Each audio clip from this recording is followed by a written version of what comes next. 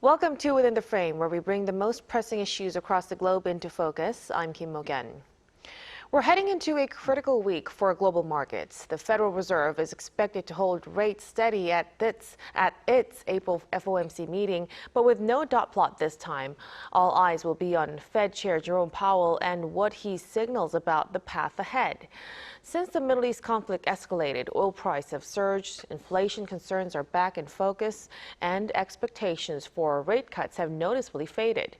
At the same time, markets are showing a mixed picture. Here in Korea, the Kospi has been hitting record highs on strong earnings, even as foreign investors turn net sellers and external risks continue to build.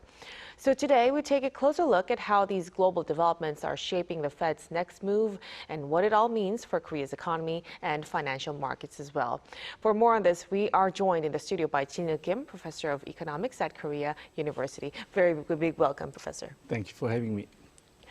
And also joining us online is Hwa-geun Kim, Professor of Banking and Finance at Texas A&M University's Mays Business School. Good to see you as always, Professor. Thank you for the invite again. So let's start with Professor Jin-il. So like I've said, the Fed is widely expected to hold rates steady at this week's FOMC. Given the Middle East conflict, the rising oil prices and inflation risks, how would you assess the policy dilemma of the Fed right now? So as you just said, this Wednesday meeting, Wednesday for Hwa-geun, but Thursday for us in Korea, will be likely to be Jerome Powell's last FOMC meeting as a chair. He may stay as a governor.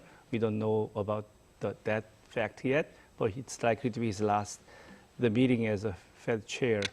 And the Fed is likely to hold the rate constant, and I don't think it will give much guidance about what the rate would be for the rest of the year and next year.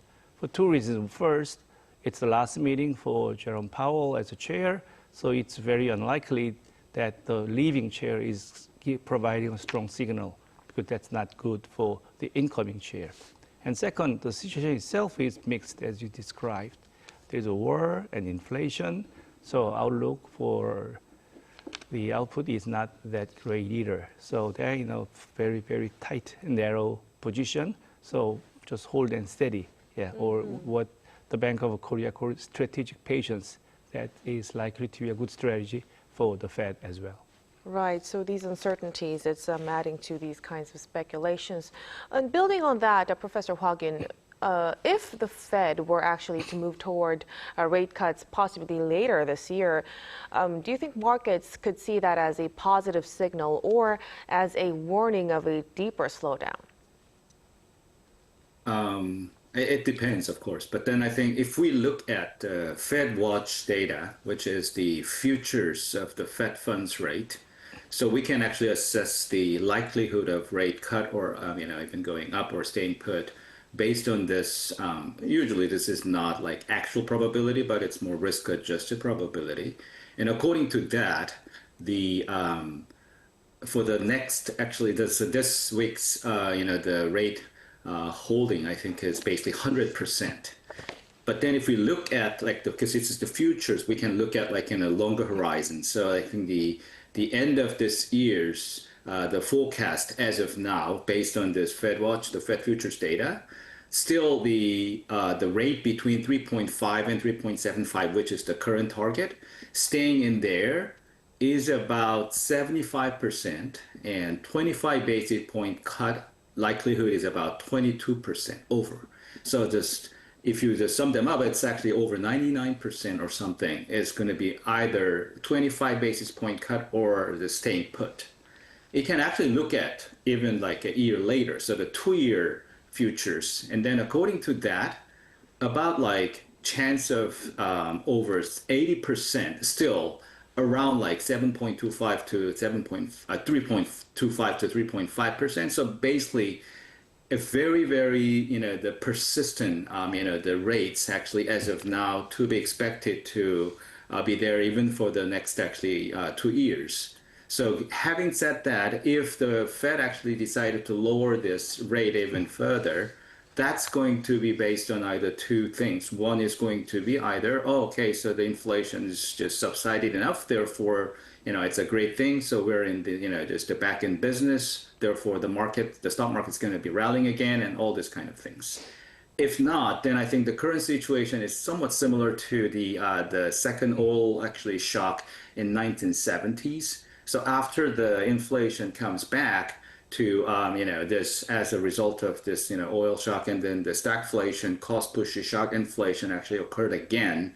So that was kind of like some uncertainty that people have and market participants also have. So I think it is going to be either massively good news or it's going to be really bad news with the stagflation kind of recurrence of the oil price shocks back in 70s. I think the latter is less likely, but still I think it's not completely zero possibility. So, of course, people would be divided on the results of that. Now, the core of all of these is this uncertainty is inflation, Professor Chino, especially with oil prices. Like we've said, it's been rising since the war began. Do you think oil-driven inflation would be strong enough to keep the Fed in this higher for longer stance? So for this higher for longer stance for this year, as Hwa-kyun just said, the chance for the rate hike until the end of the year is like 3%. It's not zero, but it's not very high. So I think the key is whether it's the return of the 70s or not, like the two oil price shocks in the 70s, 74 and 79, I believe. So to understand whether that will happen again or not, I think the key is how persistent the inflation would be in the near future. And it's similar to what we experienced in the 2022 after COVID. That time, the Fed and Jerome Powell said it's like transitory, but it's not. It's very persistent. And that's why the rate hike started like 4 years ago. But what's more important is not just the persistence of inflation, but whether this persistence is strong enough to change the inflation expectation. And when inflation expectation goes up, then that Fed sends a strong signal, and then they may go into the hawkish territory. I think that's the 3% probability is staying there. So inflation expectation, how strong it is. Now it's still well contained, even though inflation itself is high, and that's where all the debate is. For example, the new chair, the chair nominee, the Kevin Walsh was talking about some specific inflation measures, what he called trimmed inflation. And he believes that's a better way to capture inflation expectation. Of course, others may not agree, but there are various measures of inflation expectation, and whether the expectation goes up or not, that's the key the Fed is looking at. Right. So we're talking about expectations, and many people are actually looking for signals about how this would move. But one thing to note is that this FOMC doesn't include a dot plot, Correct. Of course. So markets will really be watching on Jerome Powell's wording very closely, since also it's the last press conference, of course. What kind of signals do you think would we have to focus? So, as you said, they have two FOMC meetings every quarter, which may change under Kevin Walsh. That's what he indicated a little bit during his hearing. Anyway, out of the two meetings, the later meetings is what they call the big meeting, where there is a dot plot. Yeah, in Korea, the earlier is the big one, but it depends on the country. So there is no dot plot, so that we are not expecting anything from there. And in the statement, I don't think there are much about the forward-looking feature of the change. And because of the leadership change, I think what I am interested to know is whether Jerome Powell will be happy with the Department of Justice statement of about status of the Fed investigation. And so usually it's the Fed who is providing a conditional statement. It's the market who is trying to understand what it is. This time, Department of Justice provides a conditional statement, and Jerome Powell needs to understand what that means. And he said something like, if the investigation is well and truly over, whether it meets his criteria or not, that's the key, and that's what the correspondents will press will keep asking during the press conference. the Wednesday for Hwagyun, and I think only 3:30 in Korean time. Yeah. Right, so we'll really be looking at those wordings. But once the results are out of the FOMC decision comes out, what do you think would be the most immediate impact on South Korea's economy and markets? So when it comes out early in the morning, the immediate impact we feel will be on the exchange rates and then the stock market, like Kospi, when it opens in the morning, how it opens. And that's the key. And then, but what's more important for macroeconomics is its secondary effects, or the effects that will come like a few days later about the bond deals and capital flows. And that has more influence on the macroeconomy. So if the stance becomes hawkish, then it will make the dollar stronger. So high exchange rates for us, which is good for some, but it's bad for many. And then so it's pressuring the won. But whether rates rate cut, that's a dovish stance, that it will help the Korean equities because it will ease the liquidity constraints for most of the world. And then that's what you'll see Thursday morning. Right. Now, if we stay on that point, Professor Hwagyun, if U.S. rates stay higher for longer, how much pressure could that put on Korean won and capital flows? I mean, it depends on also the Bank of Korea's reactions to it. So I think it's going to be more interactive. But it's widely expected. So I don't think it is going to have a major impact on the exchange rate of Korean won because it's already pretty high, I think, compared to, I mean, in terms of like numbers here, right? So, but given that we don't know still what will be the policy stance of the Bank of Korea. And we have speculations, but I think from this newly elected, the Dr. Hyun Shin's actually, the stance on this. So, but together with, this the policy decision from the Fed, I think the Bank of Korea's decision is going to matter, especially in terms of this interest rate differential affecting the exchange rate. Of course, in terms of the actual capital flows, this is not entirely the case. So I think there are many other things, especially nowadays, because of this, the oil price shocks due to the war, is going to be also an important factor. So in case of Korea, I mean, basically entirely importing oils and gas. So depending on the situation, even with the resolution of uncertainty on the interest rate differential side, we will have to still see. And then if this is not easily resolved, then I think it will have impacts on inflation and then Korean exchange rate and then everything else, actually. Now, we are experiencing this very uncertain situation right now, but many are actually wondering about why the Korean Kospi has been hitting record highs on strong earnings momentum. Professor Hwagyun, do you think the market is underestimating external risks, or are fundamentals strong enough to support this rally?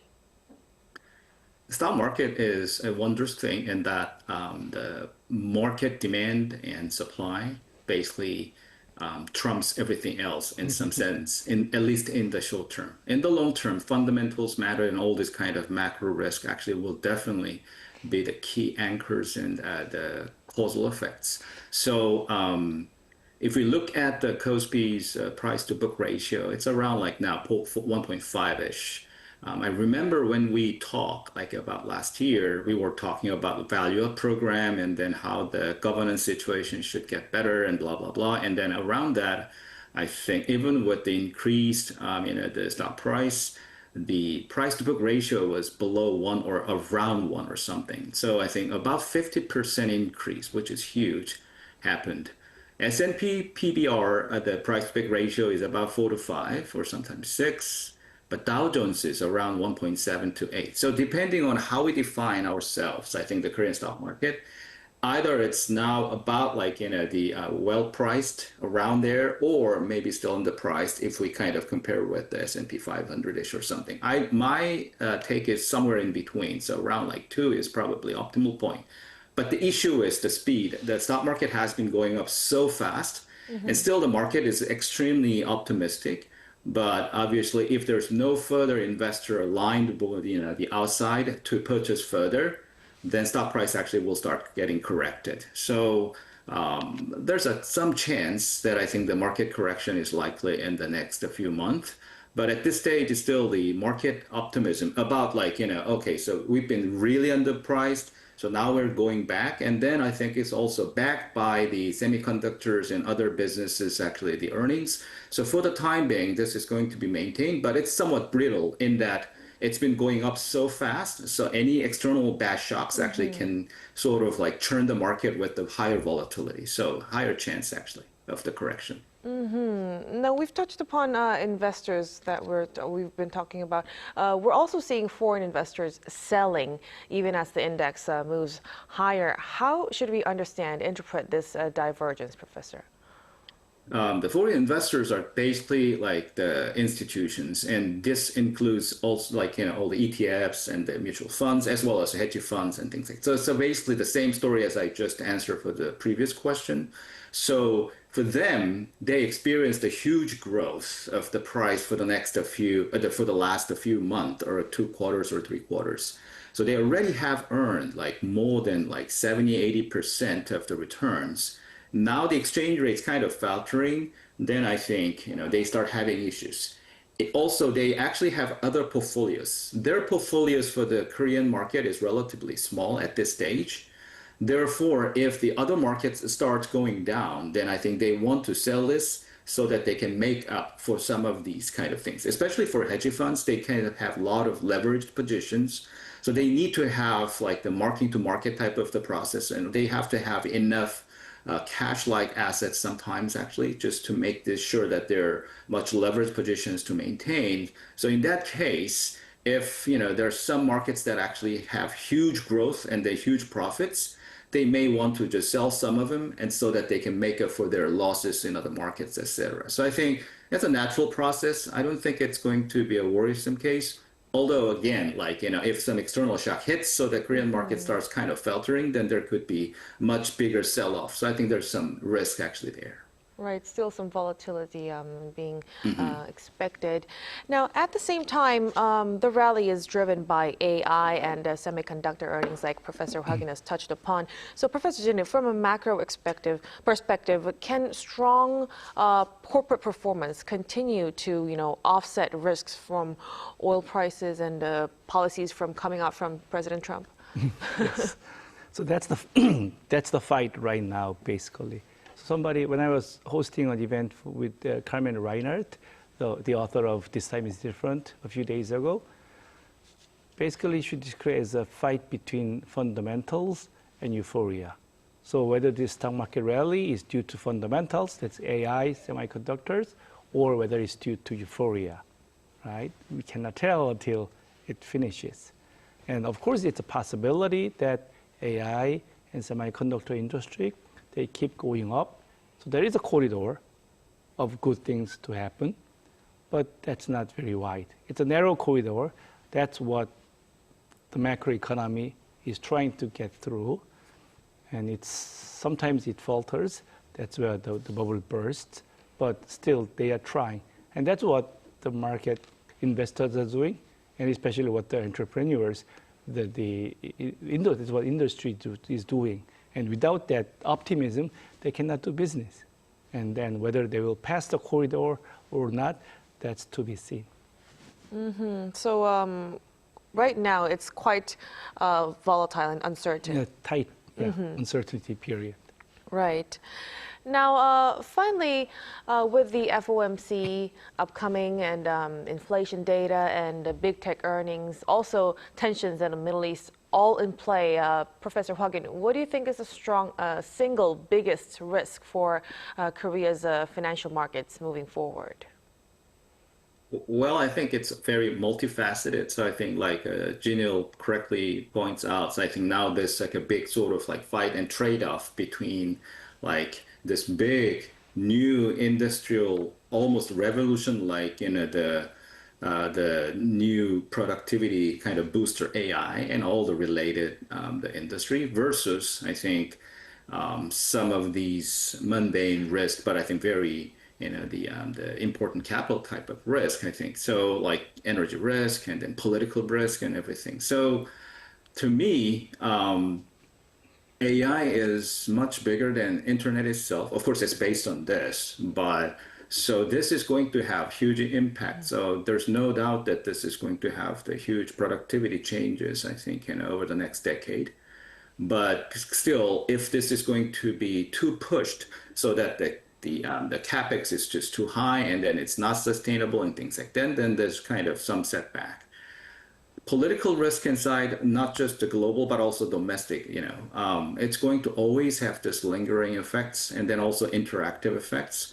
So more like, this coordination risk to me, I think is going to be the biggest risk. So I think in a nutshell, these type of the new technology shocks and the war and other like geopolitical shocks always hit and always happen. But then at the end of the day, the government's policy is going to be extremely important, and the macro side of this, the prudential policies and everything is going to be extremely important.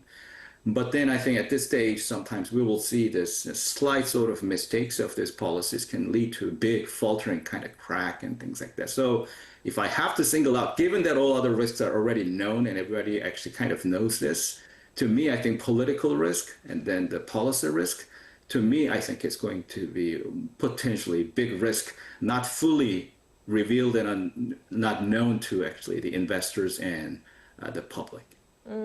So, right, in the end, it all comes down to how these risks would evolve and how we governments handle things, right? will really have Exactly. to come up with appropriate measures to deal with those Exactly. kinds of risks. Thank you so much for your insights tonight, Professor Hwa-kyun. Always a pleasure. And of course, Professor Chin-Yu, thank you so much. We really appreciate it. Thank you. And that'll be all from us on Within the Frame. Be sure to tune in again next time as we continue to explore the stories that matter. Until then, stay informed and engaged.